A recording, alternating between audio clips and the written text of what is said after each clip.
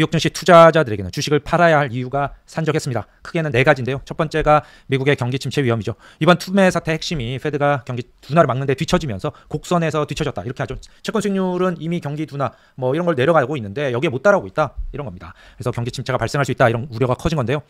7월 고용은 11만 4천 개가 증가했었고 실업률은 4.3%까지 올랐었습니다. 이에 따라서 경제 침체를 예고하는 3의 법칙이 발동을 했죠. 또 미국 제2년물 10년물 수익률 곡선이 오늘 정상화가 됐어요. 그동안은 단기금리가 장기보다 높은 그런 역전 현상이 있었는데 그게 지금 거의 2년 이렇게 되고 있죠. 지금 2022년 7월이니까 정확히 2년이네요. 2년 만에 오늘 잠깐 10년물이 더 높은 그런 일이 벌어졌습니다. 그런데 과거를 보면 이 수익률 곡선 역전이 경기 침체를 부르는 뭐 지표다, 징후다 이렇게 해석을 했는데 사실은 이게 이제 역전이 해소가 될 때 그때 침체가 생겼었습니다. 실질적으로는 페드가 금리를 막 올리면서 이런 역전이 발생을 하고요. 페드가 다시 금리를 내릴 때, 즉 경기가 둔화될 때 그런 역전이 해소가 되죠.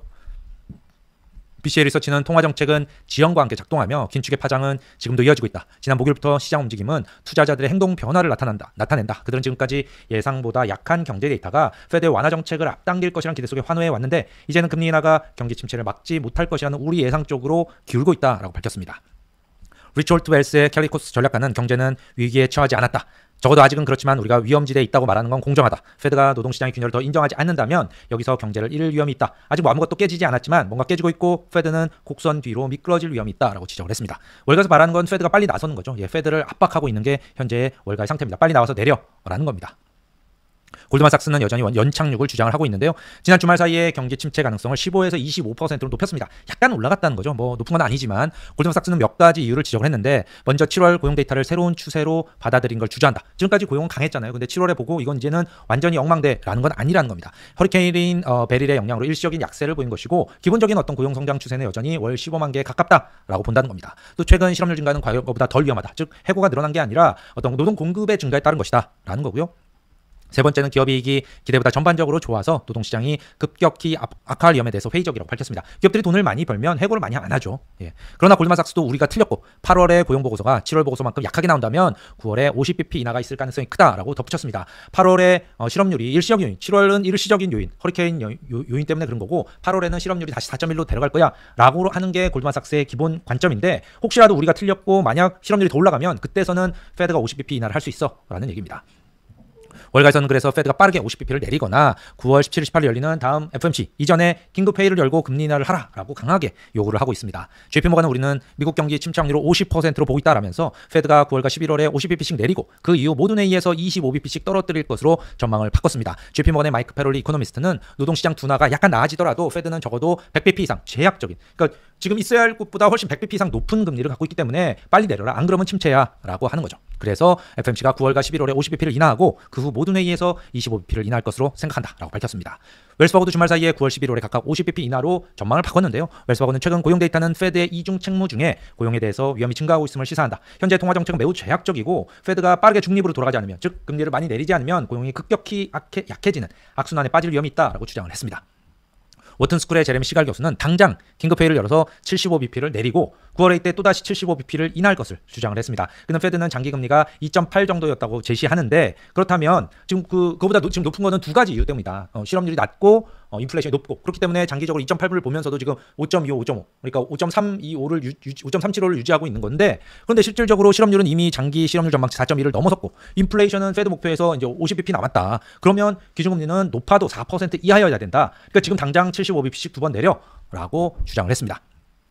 시카고 상품거래소 페드워치 시장에서는 9월 50bp 인하 확률을 현재 85% 때리고 있고요. 투자자들은 기준금리가 올해 4에서 4.5% 사이에서 마감될 것으로 예상을 하고 9월 이후에도 몇 차례 더 인하할 것으로 보고 있습니다. 그런데 페드에서 가장 비둘기파죠. 불수비 총재가 나와서 주식은 우리가 해야 될 일이 아니야. 그러니까 증권시장을 관리하는 건 우리가 해야 될 일이 아니고 우리가 해야 될 거는 노동시장, 인플레이션이야. 라고 얘기를 했습니다. 현재로서는 페드는 그럴 생각이 없는 듯한데요. 시카고 연방은행의 오스탄 골시비 총재는 오늘 CNBC 인터뷰에서 중앙은행의 음료는 한 달 동안의 노동지표 약세에 대응하는 게 아니다라고 거듭 강조했습니다. 그는 예상보다 일자리 숫자가 약하게 나왔지만 아직 경기 침체 같지는 않다.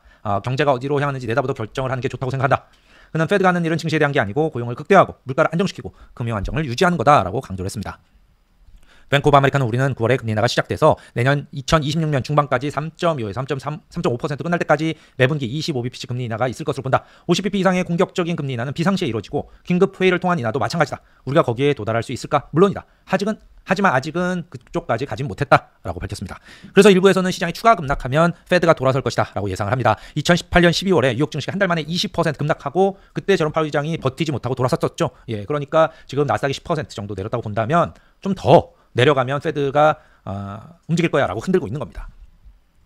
RSM의 조셉 브루셀러스 이코노미스트는 변동성이 지속하고 인플레이션이나 데이터 일자리 데이터가 약세를 보인다면 페드는 긴급회의를 열어서 금리를 인할 가능성이 있다고 본다. 지금으로서는 페드는 관망세를 취하고 있고 시장 공황을 악화시킬 만한 행동이나 말을 하고 싶어 하지 않는다라고 지적을 했습니다.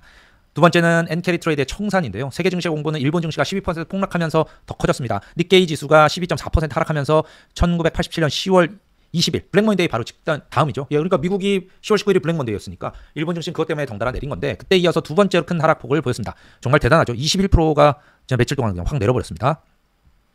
미 증시의 폭락과 경제 침체 가능성의 엔달러 환율이 단기에 141엔까지 급등을 하면서 일본의 수출 및 경제에 대한 우려가 커진 게 영향을 미쳤습니다. 월가는 무엇보다 엔캐리 트레이드 청산이 기술적 영향을 주고 있다고 보고 있는데요. 지난주에 페드는 금리 인하를 예고를 했지만 일본은행은 금리 인상을 단행하면서 지금 엔달러 환율이 확 강세로 뒤집어졌죠. 이에 따라서 값싼 엔화를 빌려서 일본 증시에 투자했던 자금들이 급격히 청산이 됐습니다. 낮은 금리의 엔화를 빌려서 환해질한 뒤에 일본 주식을 매수한 해외 투자자들에게 엔화를 빌리는 가격은 높아지고 상대적으로 달러 가치는 낮아졌기 때문입니다. 이는 엔화를 빌려서 미국 주식, 기술주 등 해외 자산에 투자해온 일본 투자자에게도 마찬가지 영향을 줍니다. 많은 일본 투자자가 엔을 빌려서 달러로 바꾼 뒤에 미국 주식, 기술주를 샀는데요. 이제 빌린 엔화 가치는 높아지고 달러 가치와 미국 주가는 하락을 하면서 남은 자산의 가치가 빌린 엔화를 상환하기에도 충분하지 못한 상황에 몰리는 그런 사람들도 있는 거예요. 뭐 다 그런 게 아니죠. 뭐 빌린 시점에 따라 다르긴 한데 워낙 최근에 가격 움직임이 급격하다 보니까 레버리지를 몇 배로 써서 이렇게 하면 금방 이런 상황에 몰릴 수가 있습니다.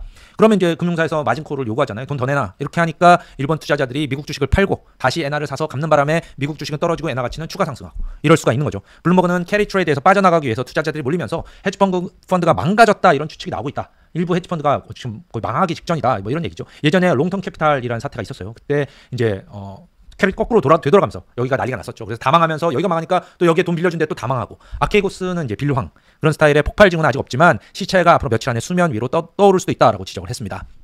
그만큼 지금 시장 상황이 이 엔캐리 트레이드가 급격히 거꾸로 가고 있는 거죠. ING는 세계 금융시장 그동안 캐리 트레이드에 의해 지배되어 왔다. 투자자들은 약세가 예상되어 온 엔화를 저렴하게 차입해서 강한 수익률이 기대되는 고수익 통화나 자산에 투자를 해왔다라고 분석을 했습니다. ING는 엔캐리 트레이드 규모를 파악하기 위해서 국제결제은행 BIS의 자료를 분석을 했는데요. 엔화 기반의 국경 간 대출이 2010년 이래 계속 증가해왔고 지난 몇 년 동안 가속해서 2021년 말에 7,420억 달러 규모가 지난 3월에는 2조 2천억 달러 상당까지 늘었다라고 밝혔습니다. ING는 최근 몇 달 동안 이 전략은 난관에 부딪혔다. 미국의 금리 인하 가시와 일본 정부의 외환시장 개입, 지난주 일본은행의 매파적 금리 인상으로 엔화 가치가 급등한 탓이라면서 엔화를 빌려준 금융사들의 마진콜로 인해서 캐리 트레이드를 해온 투자자들의 포지션 축소가 강제되고 있다라고 밝혔습니다. 소시에테 제네랄은 세계 최대 규모인 엔캐리 트레이드가 청산되려면 몇몇 고통스러운 과정이 나타날 수밖에 없다. 그게 오늘 아침에 시장이 우리에게 주고 있는 교훈이다라고 밝혔습니다. 이런 캐리 트레이더는 규모가 매우 큰데요. 정확한 통계는 없어요. 누가 얼마만큼 뭔 목적으로 빌렸는지를 잘 모르잖아요. 뉴욕생명의 윤재성 최고 추자 책임자는 엔캐리 트레이드는 곳곳에서 있다면서 어떻게 나타날지 1, 2주 정도는 추가로 지켜보려고 한다라고 얘기를 했습니다. 채권왕으로 불리는 빌 그로스도 엔화의 강세와 과도한 국채 수익률의 하락은 너무 많은 글로벌 금융 시스템의 레버리지가 청산되도록 하는 핵심이다.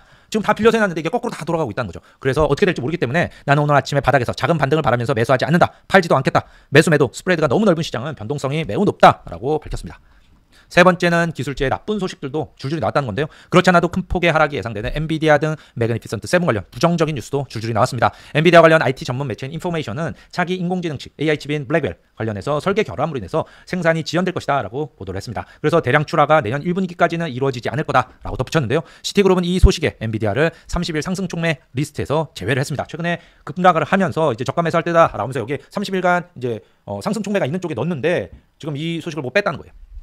시티는 블랙웰 칩 출시가 3개월 지연될 가능성이 있다는 소식에 따라 우리는 1월 말로 끝나는 분기 예측을 하향 조정한다. 블랙웰 지연은 1월 분기 데이터 센터 매출 최대 15% 감소 영향을 미칠 것으로 추정한다. 그래서 1월 말로 끝나는 2025년 회계년도 매출을 5% 하향 조정한다 라고 밝혔습니다. 멜리우스는 블랙웰의 문제는 엔비디아의 3, 4분기 상승 여력에 영향을 미칠 수 있다라고 지적을 했고요. 반면 뱅크 오브 아메리카는 블랙웰 출시에 대한 엔비디아나 클라우드 고객사들 메타, 아마존 뭐 이런 데들이죠. 또 TSMC의 지연에 대한 언급이 없었다. 우리는 매도가 나타나면 매수 기회로 간주한다. 수요가 아니라 해결 가능한 공급에 문제가 있기 때문이다. 이는 엔비디아의 장기적 모멘텀을 근본적으로 탈선시키는 일은 아니다라고 분석을 했습니다. 애플과 관련해서는 워렌 버핏의 벅셔 해서웨이가 지분을 절반으로 줄인 걸로 나타나죠.